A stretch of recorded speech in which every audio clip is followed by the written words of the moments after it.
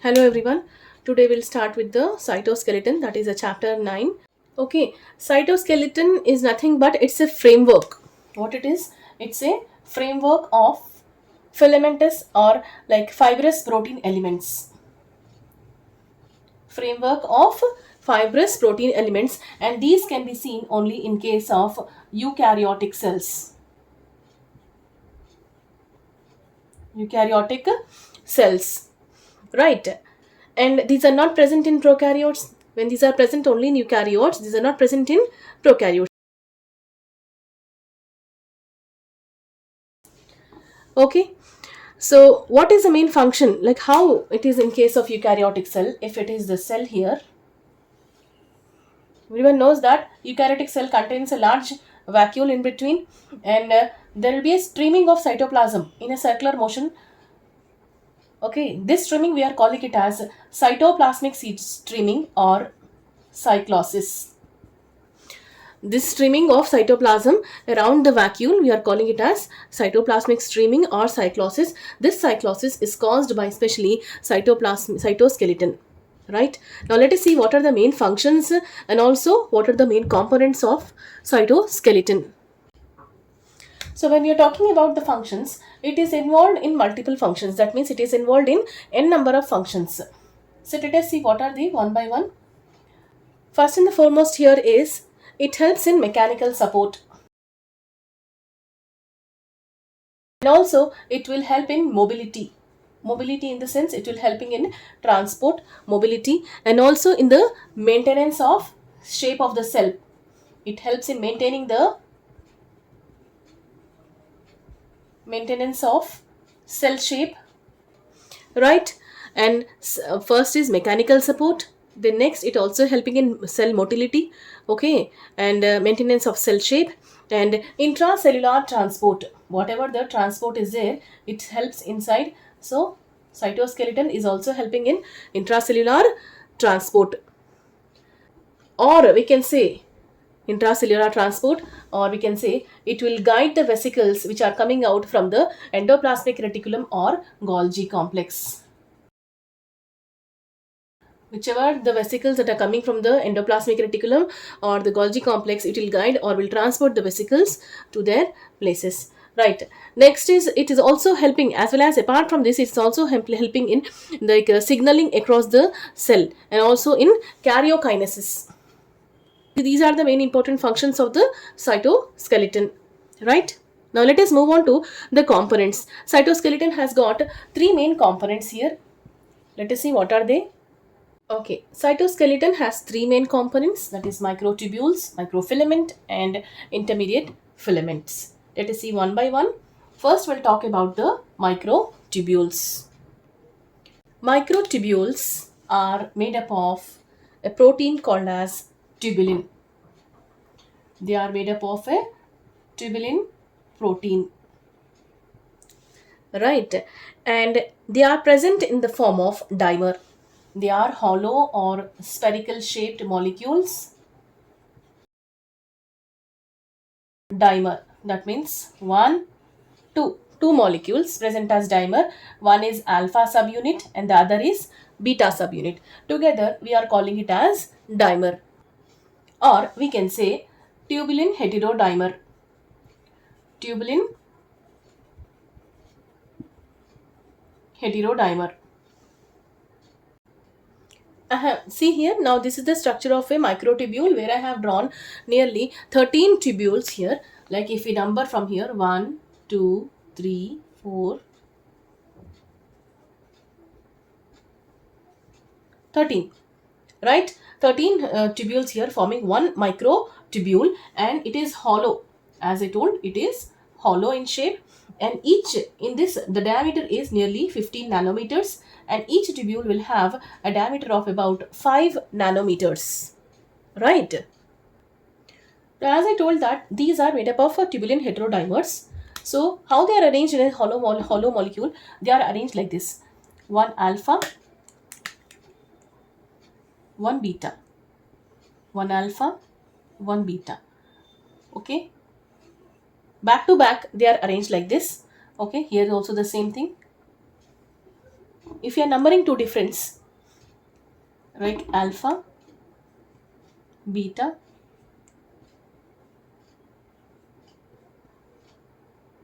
okay. Now this type, the whole we are calling it as this, we are calling it as protofilament, and these are present back to back, one alpha ring, then beta ring, alpha ring, beta ring. Let me show you in detail. Now you can see here I have drawn again the microtubule structures, which is a heterodimer here, showing only two molecules of tubules, alpha and beta. We are calling it as heterodimer. One is alpha subunit and the other is beta subunit. And together, when they are arranged all together, alpha, beta, alternate subunits are present. Alpha, beta. So this filament we are calling it as protofilament. This we are calling it as protofilament. Now how these protofilaments are arranged here, as I have shown on the numberings 1, 2, 13 tubules are arranged as a hollow shape molecule, right? So one is alpha, blue color, which I have shown again here, and this is back is beta. All beta are arranged. One ring is of alpha, one ring again of beta, again one ring blue shaped. Here is all alpha, right? Then black is of beta. All these blue, these are all alpha, and the black is of beta. So these are all alternate sources, and they are together forming together one line. This whole line together, they are forming the protofilaments. Together they are forming as protofilaments. So we can give here, this is the minus end of the filament and this is the positive end of the filament. Okay.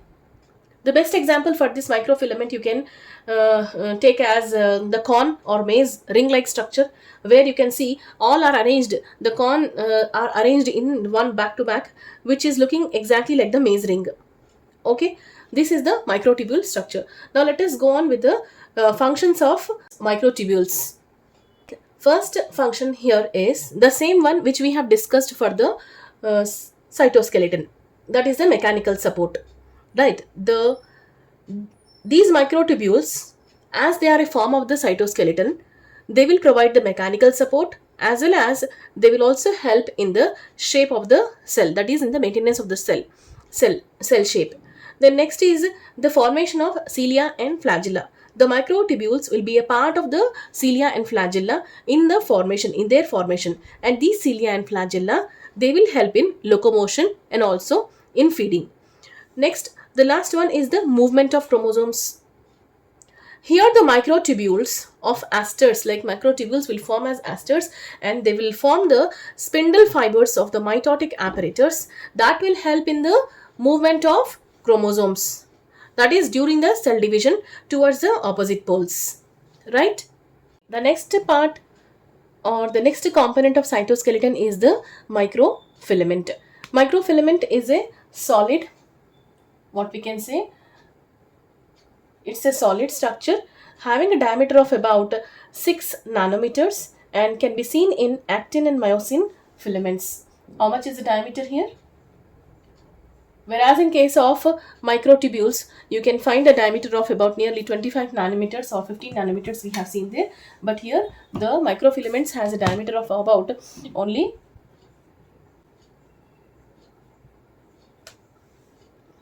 6 nanometers, right? And they are the solid particles, and these can be found in case of actin, myosin, right? The main functions of these microfilaments are, as this is a part of a cytoskeleton, this is one of the component of cytoskeleton, it can change the cell shape, right? And it also helps in the motility. It can change the cell shape, it can help in the motility of the cell, and also will help in the division during the development, that is in the cell division, right? And these microfilaments will bring about the directed movements, means they will guide the particles and organelles that are moving along with them in the cell, they will direct the movement of particles or the organelles along them in the cell.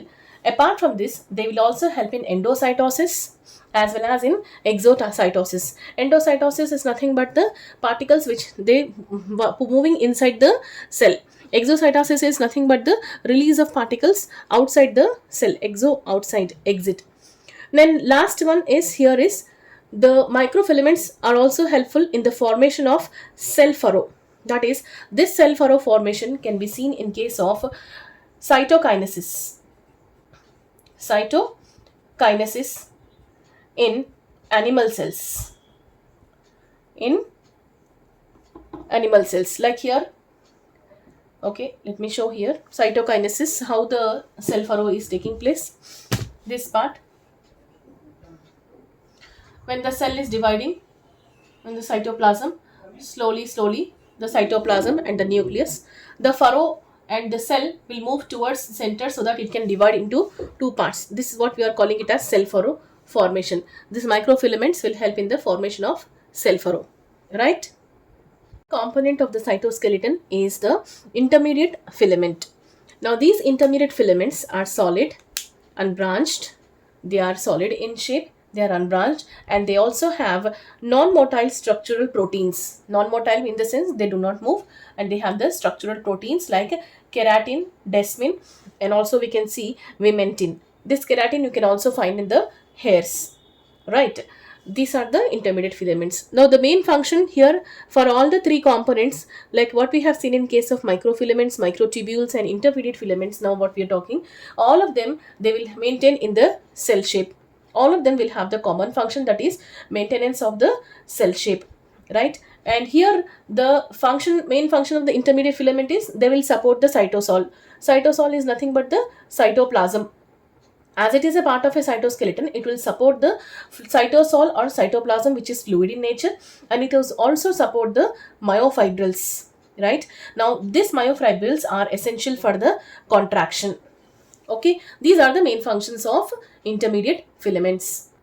Now let us move on to the centrosome, like how the cytoskeleton is forming the centrosome, or how the centrioles are helping in organizing the spindle fibers or making an astral rays during the cell division.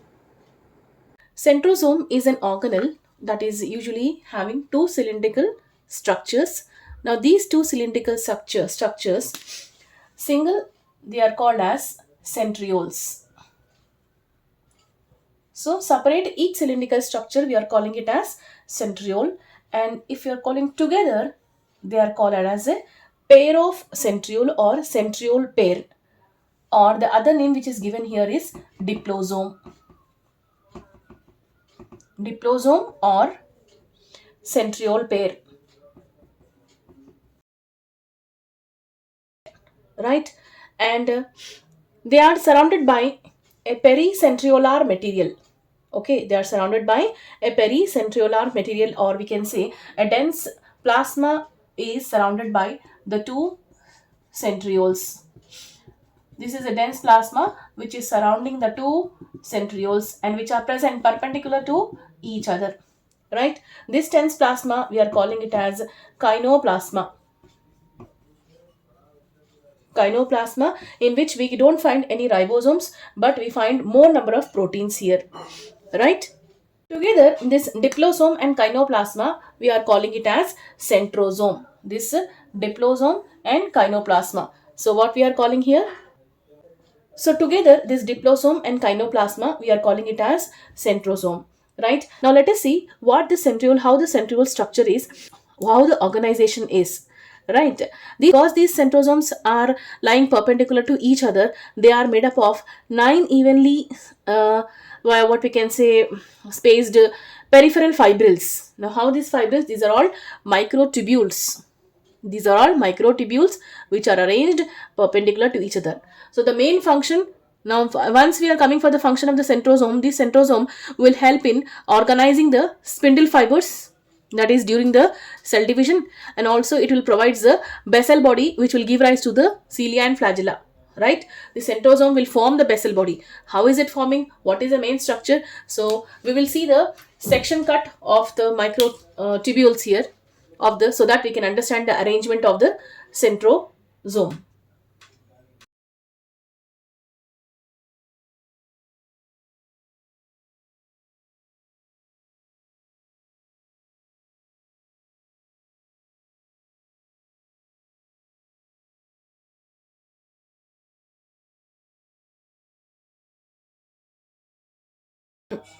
So here you can see all the microtubules, right? They are arranged as triplets. That means these are arranged as triplet microtubules. One, two, three. Three tubules in 9 arrangement. 1, 2, 3, 4, 5, 6, 7, 8, 9. Now I have counted here 1, 2, 3, 4, 5, 6, 7, 8, 9. Now this is the transfer section of the centriole. If we are, like in the last structure I have shown, if we cut the centriole in this way, then we find the centriole structure like this, which in the center it is nothing but the hub. Okay, the central part of this centriole is called as the hub, which is proteinaceous part, which this part we are calling it as hub. Okay, and this centrosome are made up of ninely spaced, or evenly we can say, peripheral fibrils, which are made up of tubulin. Tubulin is nothing but the proteins which are making up the microtubules, right? And this hub is connected with these tubules with the peripheral triplets, right? Peripheral triplets, 1, 2, 3. Let us number this one like this: A, B, C. Okay, numbering this one A, B, C. These are connected to each other. So this pattern where each of them is having triplets are arranged 9 numbers: 1, 2, 3, 4, 5, 6, 7, 8, 9. So centriole, or the centriole, is having 9 plus 0 arrangement, because there is no tubulin in the center, which is just a hub which is proteinaceous and is connected to each of the tubule or the peripheral triplets by radial spokes. Okay, by radial spokes. Here these are nothing but the spokes which are connecting the hub as well as the triplets, right? And these spokes are made of protein, and these centrioles will form the basal body of the flagella. And apart from these, each of the triplet is connected to each other with the end like this. A is connected with the C. Okay, A is connected, A tubulin is connected with the C part. So these connections, which we are calling it as linkers, these connections together, the triplets are connected to each other with the help of linkers. Whereas when the triplets are connected to the hub, they are called as radial spokes.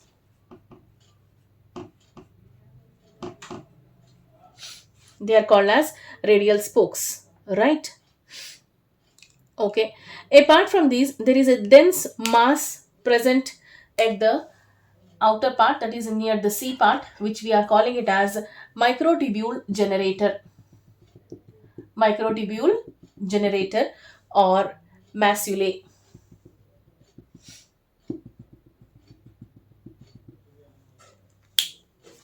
What are we calling this part? As maculae or microtubule generator.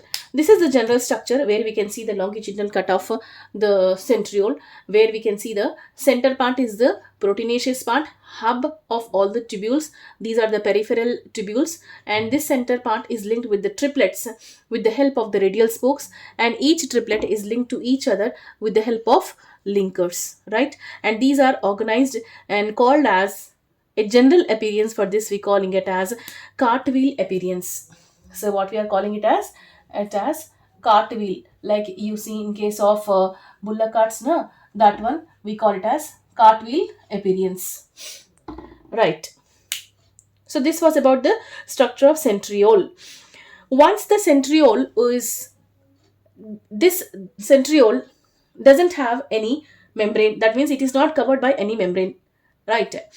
So once the centriole is formed or transformed into cilia and flagella, that cilia and flagella will be covered with the plasma membrane. Now let us see how the modifications are occurring when the centriole is converting or forming the cilia or flagella. Okay, now let us see how the difference is, or like how the modifications are going to take place when the centriole is forming the cilia or the flagella here, right? Centriole are non-membranous organelles, They don't have any plasma membrane or the outer covering, but when we are talking about the cilia and flagella, they are covered with the plasma membrane. Like how? Because the ventricles are presented here, they will form the basal body here, and once the plasma membrane is protruding out, it will make the flagella. This flagella is covered with the plasma membrane, and this part we are calling it as shaft. Right? When we are cutting this part and seeing in the like transverse section, we find the structure of cilia like this. So let us see how the arrangement here or the pattern is. The outer part we are calling it as, this is the plasma membrane. Plasma membrane. And here you can find the doublets which are arranged in 9 numbers. So we calling it as 9 doublets. How many? We are calling them as 9 doublets. Right? You can see now clear. This is the plasma membrane, which is the outer covering, and here 2.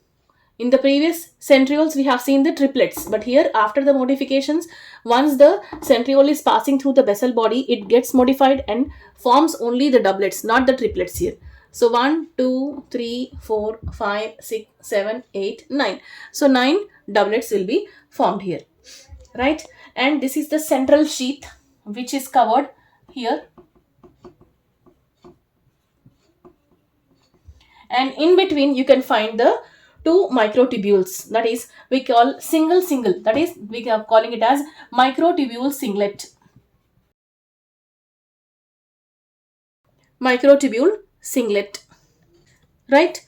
This is the plasma membrane, which is having a covering 9 doublets, central sheath, and inside the central sheath you can find the center 2 single microtubules. We are calling it as microtubule singlet, and each of the tube doublets are connected with the linkers, as we have seen in case of centrioles also, right? Like this. Okay, they are connected with the each linkers, and we have seen the cartwheel appearance also. The same will quote here also, cartwheel appearance. And these are connectors called as linkers. Linkers are made up of a protein called as nexin. Okay, linkers are made up of a protein called as nexin. And the radial spokes, here you can see the radial spokes are raised. You can see the radial spokes which are connecting the central microtubules. You can find the radial spokes here. Okay. Then there will be another protein which are connected to this microtubules or the doublets like this. You can find like 2 hook-like proteins called as dynein. These proteins, okay, let me show here. Another protein which we are calling it as dynein protein. Okay, this will use the ATP, wherein the ATP is used for locomotion. So dynein proteins will use the ATP for the locomotion. Now this type of arrangement we are calling it as 9+2 arrangement. Okay, 9+2 arrangement. Let me show here. 9+2 arrangement. 9 are the doublets and 2 are the microtubule singlets, right? 9 are the doublets and 2 are the microtubule singlets. Okay, this 9+2 arrangement or the cilia or the flagella is covered by a plasma membrane, and their core we are calling it as axoneme. We are calling it as axoneme. That is the core of the cilia or the flagella. We are calling it as axoneme, right? Okay, I hope it is clear. This was the structure of centrosome and centrioles. Next, we'll move on for the nucleus and nucleosomes, and we'll see the different types of chromosomes.